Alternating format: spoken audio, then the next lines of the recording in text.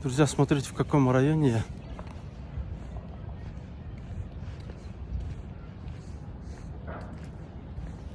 Здесь, походу, получается, строится еще один, да, аквапарк, наверное.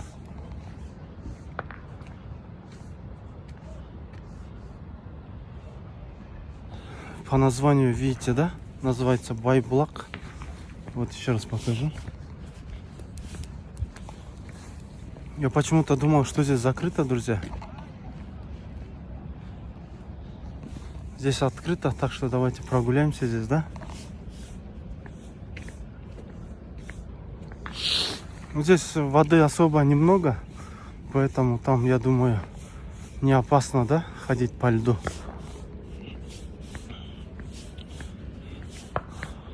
Я помню, мы здесь играли тоже хоккей зимой на льду.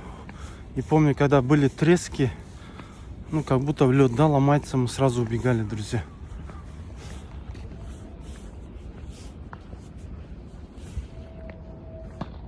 Вот, так что, друзья, я нахожусь на Комсомольском озере.